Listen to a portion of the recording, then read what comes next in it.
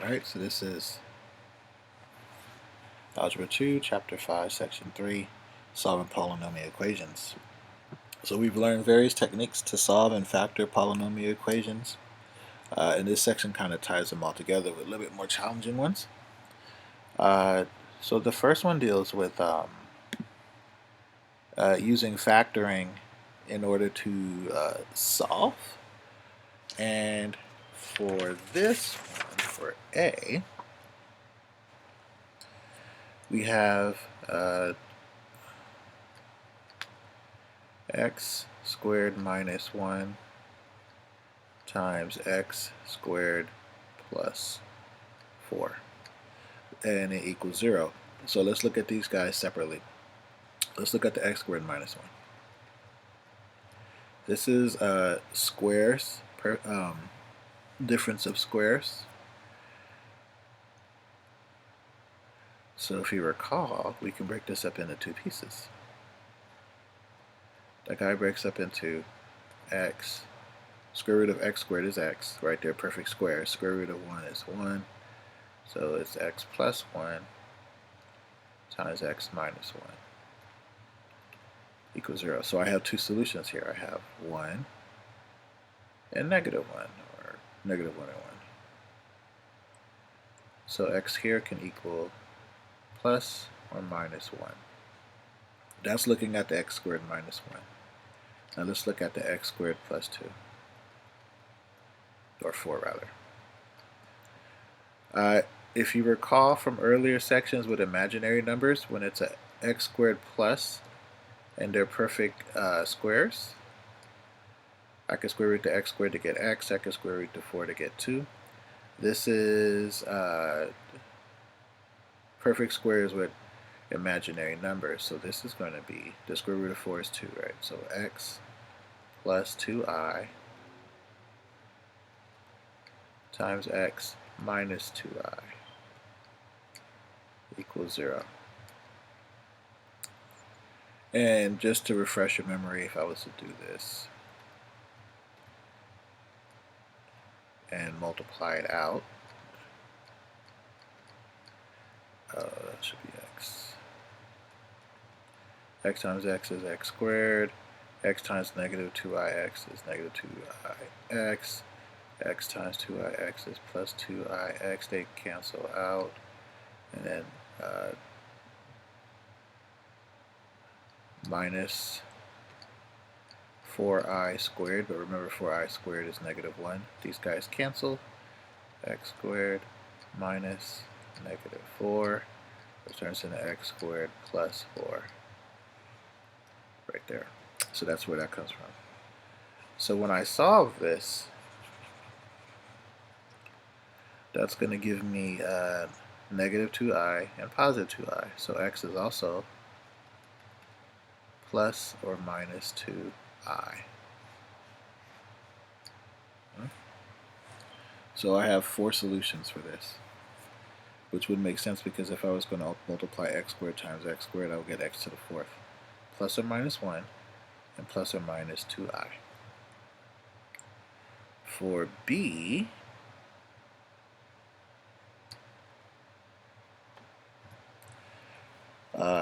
I have, blow this up a little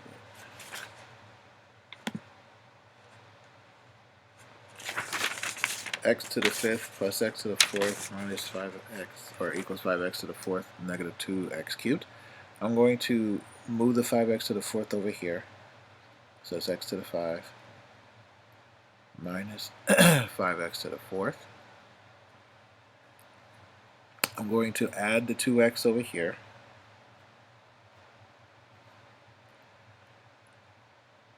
The 2x cubed, so this is going to turn into 6x cubed. And I look at what they have in common, and they have x to the cube. I can factor those out. So this is going to be x to the 3rd times 5 minus 3 is 2, x to the 2nd, 4 minus 3 is 1, 5x plus 6. Alright, and then this is going to equal 0. So I can see what two numbers gives me 6 and then add up to -5, and I get -3 and -2. Okay. So then I have three answers for x, right? This one has a multiplicity of 3, but we have x equals 0, x can also equal 2, and x can also equal 3. Those are my three answers here. Alright, everything we've done so far in terms of solving for the square except for this last one down here. We have factoring, which we just did an example of.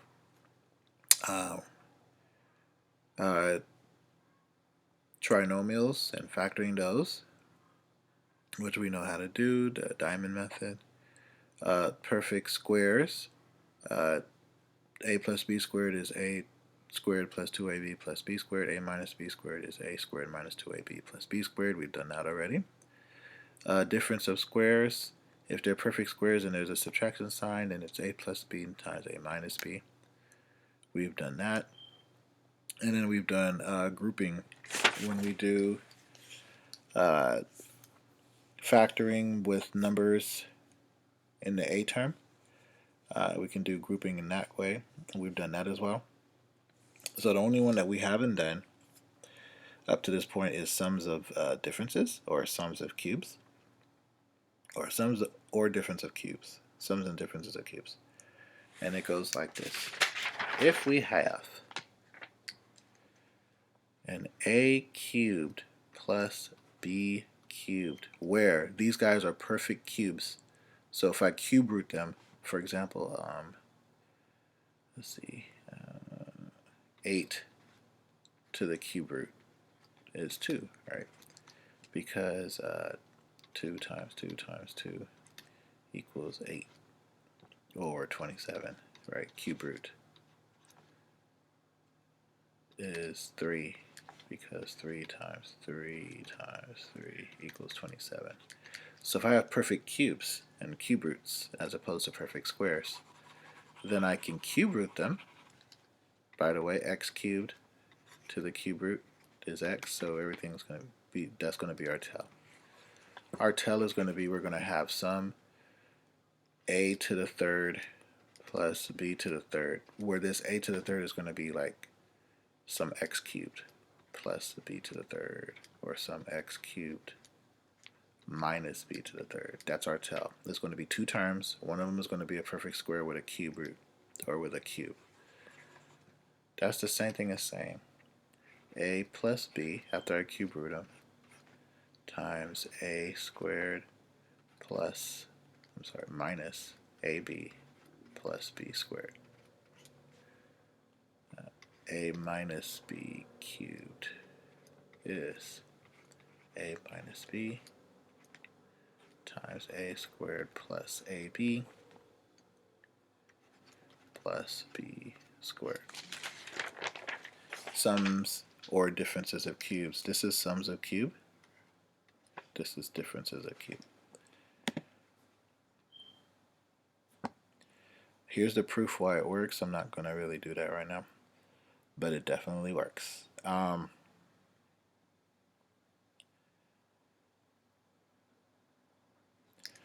So here, there's going to be a particular method that I'm glad to introduce to you. So 2a, we have x squared equals 16. X to the fourth, I'm sorry. So when I rename this, I can subtract the 16 from both sides, and I have x to the fourth minus 16 and have that equal to 0.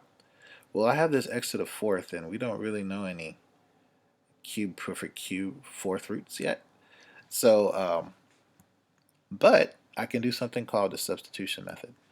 And I can say, let's suppose that instead of calling this guy x to the fourth, let's use it in terms of a. And let's say that a equals x squared. A equals x squared. Alright, so instead of calling it x to the fourth, we're going to call it a, but we're not specifically done yet. If a is equal to x to the second power, then what if I were to square a? That would be x to the second power raised to the second power, which would give me x to the fourth. So I can rename this a squared minus 16 equals 0. This looks like something that we've done before. This looks like difference of squares, perfect squares, after we renamed it. So we renamed it. We're going to call it a squared minus 16 equals 0, which gives us a plus 4 times a minus 4. And the reason why it's 4 is because the square root of 16 is 4. The square root of a squared is a. So a times a is 16, a times negative 4a plus 4a cancels, and then 4 times negative 4 is 16, so it works. But we know that a squared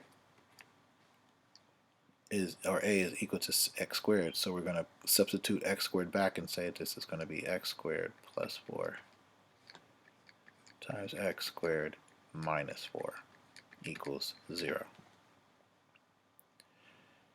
Okay, so those are our two scenarios. So we had to solve for these one at a time. Let's look at this one first. X squared minus 4 equals 0. I add 4 to both sides, so it's going to be x squared equals 4. Square root both sides.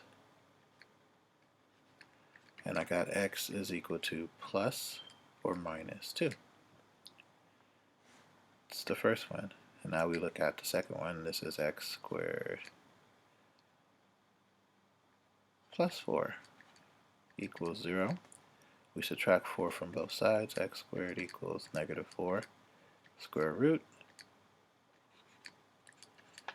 That gives me x is equal to plus or minus. Now remember, there's a negative 4, so this turns into square root of 4 times the square root of negative 1.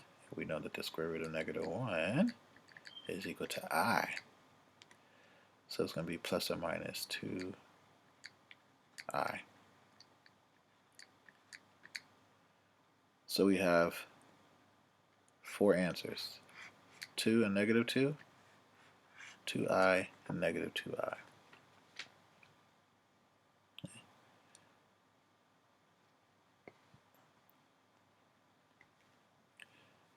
For 2b, they give me x cubed equals 8x minus 2x squared. We'll put all these on one side, and that gives me x cubed minus 2x squared minus 8x. I can factor out a 0.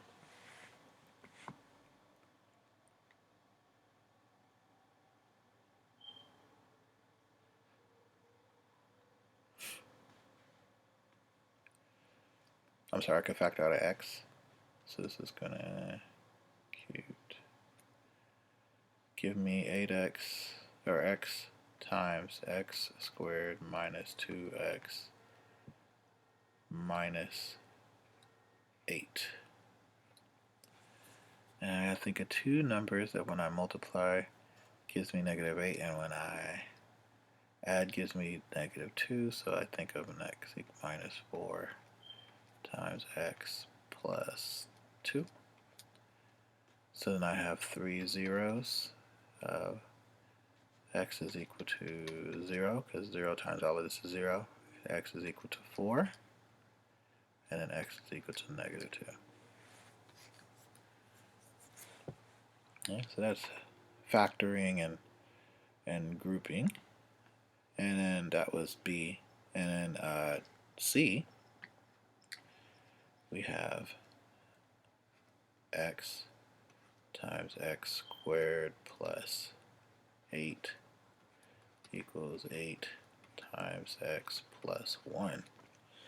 And I have to distribute this all out. So this is going to be x cubed plus 8x equals 8x plus 8. I'm going to subtract this and put it onto the other side. I have 8x cubed, or x cubed plus 8x minus 8x minus 8.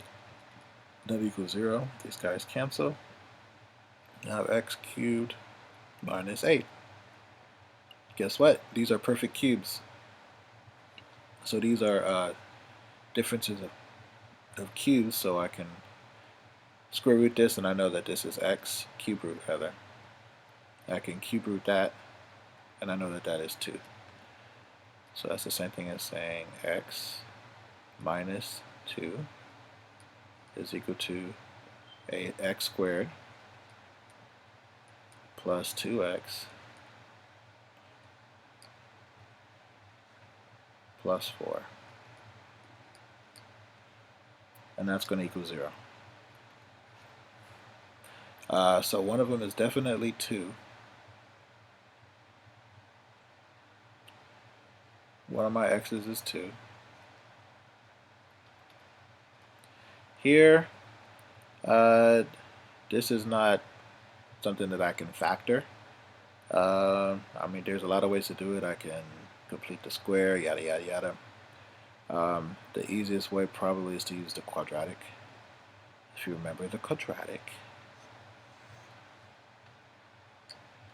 it's negative b plus or minus b squared, take away 4ac over 2a,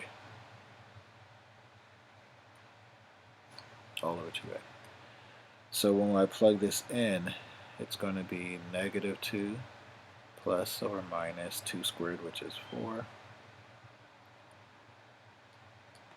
minus 4, a is 1, c is 4. That's being square rooted, and that's all over 2 times 1. So that's negative 2 plus or minus 4 minus 16, which gives me negative 12 over 2. That can be turned into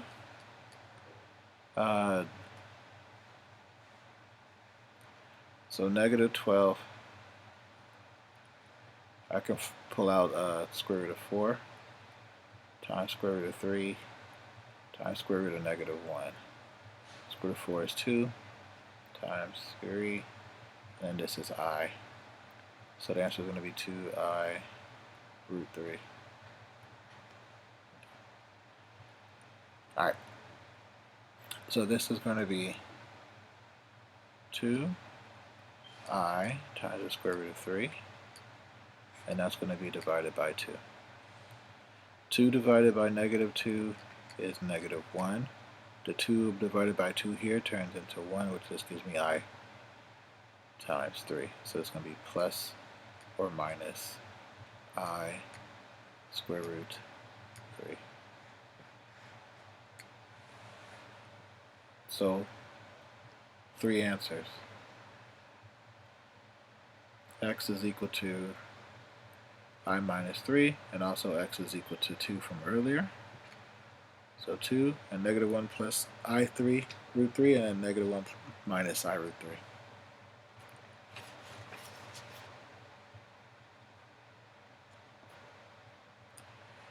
And then lastly, they want you to solve by graphing. So they give you 2 methods. I'm going to tell you right now, we're not using one of them. That's ridiculous.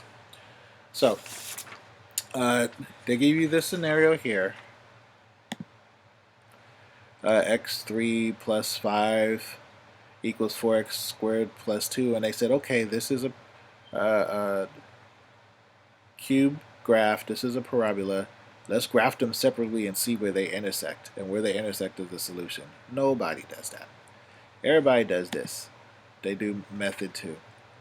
They subtract the 4x squared and the minus x from both sides.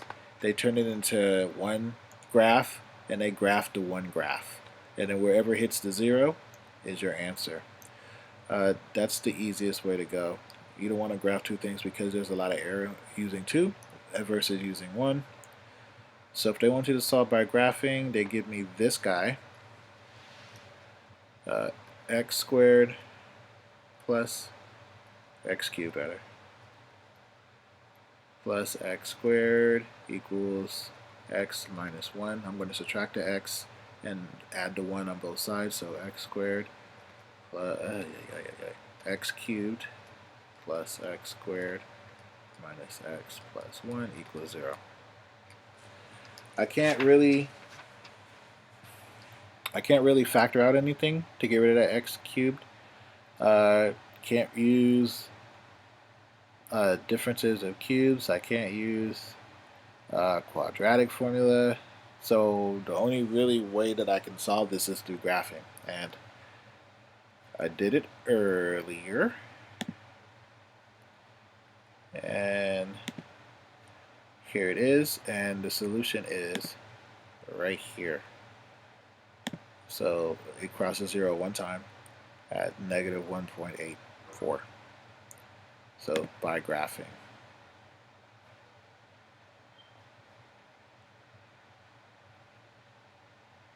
Cool. It's right there. Okay. Alright. Lastly, and they saved a really silly one for last.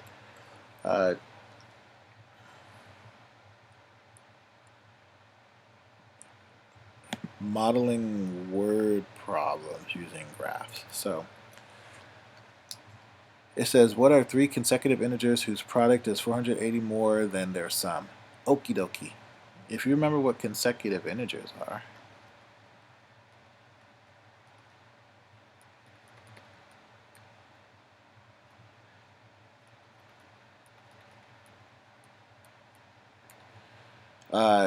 these are consecutive integers, numbers that occur in a row. So 1, 2, 3. They're consecutive integers, they occur in a row. Consecutive means the next in line.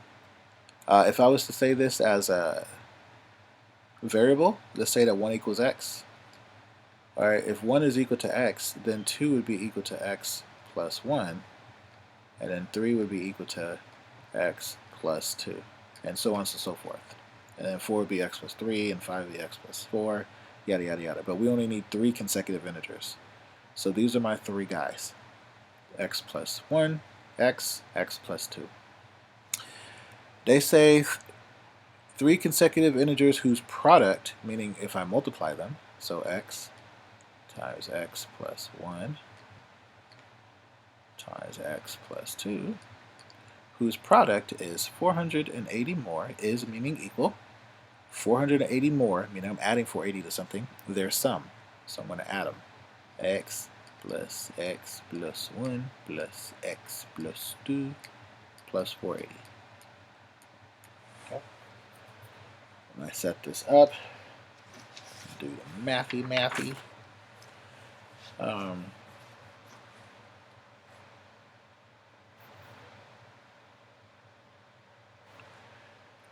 This is going to be x times x is x squared. X times 2 is 2x. 1 times x is x. 1 times 2 is 2. And then I'm going to multiply all of that times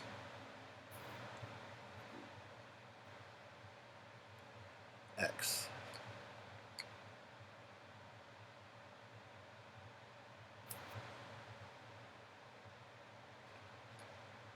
This gives me x cubed plus 2x squared plus x squared plus 2x. Combine those guys. This is plus 3x squared. Plus 3x squared plus 2x.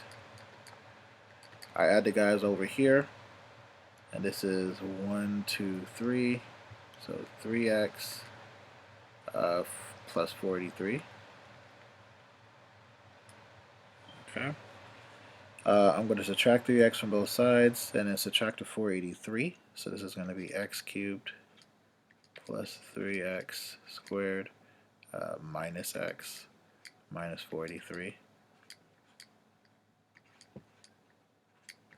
equals 0.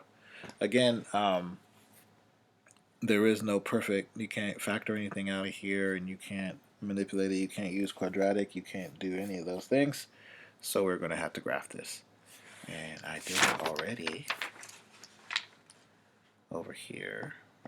And it wanted consecutive integers. So there's the graph. It's a big graph.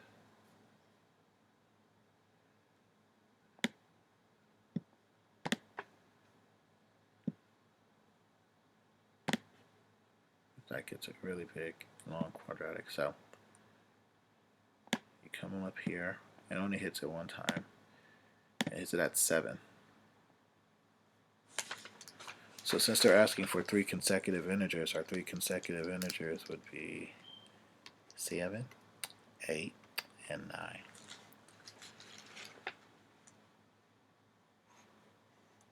Okay.